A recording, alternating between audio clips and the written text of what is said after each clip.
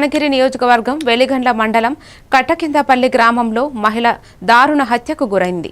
వ్యవసాయ పనుల నిమిత్తం అద్దంకికి చెందిన సీనావలి గ్రామంలో కౌలుకు తీసుకున్న పొలాల వద్ద నివసిస్తూ ఉండగా భోజనం వండేందుకు ఫోన్ చేసి పిలిచిన బండ్లమూడి నాగజ్యోతి రక్త గాయాలతో మృతి చెంది కనిపించింది. స్థానికుల సమాచారం మేరకు పోలీసులు ఘటనా స్థలానికి చేరుకుని మృతదేహాన్ని పోస్టు మార్టంకు తరలించారు. ఇదిలా ఉండగా సీనావలి పురుగుల మందు తాగి అపస్మారక స్థితికి చేరి చికిత్స పొందుతూ మృతి చెందాడు. ఘటనపై పూర్తి వివరాలు దర్యాప్తు తర్వాత వెల్లడిస్తామని పామూరు సిఐ మాకినేని వెంకటేశ్వర్లు తెలిపారు.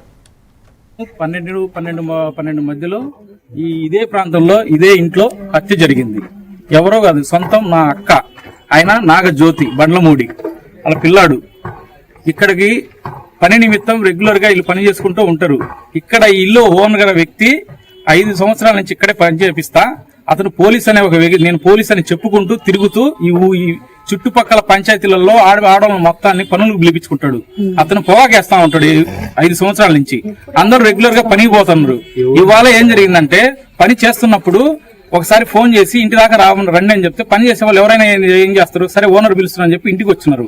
ఇంటికి రావడంతోనే అతను ఏ ఆవేశంలో ఉన్నాడో ఏమో జుట్టు పట్టుకుని ఒకేసారి బెడ్రూమ్ మీద ఒకసారి తల బాధ కొట్టేశాడు.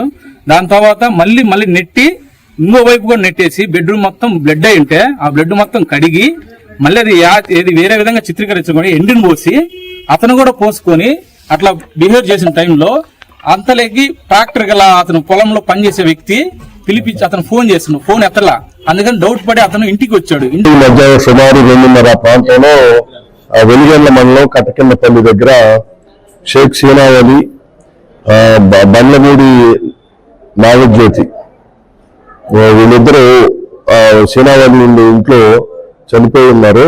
అయితే నాగజ్యోతి అనేమో చనిపోయింది గాయాలతోటి. ఈ సీనావలి అనే అతను పురుగు మందు తాగి అపరమాస స్థితిలో ఉన్నాడు. వీళ్ళందరినీ మేము అక్కడికి మాకు ఇన్ఫర్మేషన్ వచ్చేసరికి ఒక 4 గంటలైంది. మేము వెళ్ళే సీనావళిని తీసుకుని వచ్చి మన కనిగిరి గవర్నమెంట్ హాస్పిటల్లో చేర్చాను. 5:30కి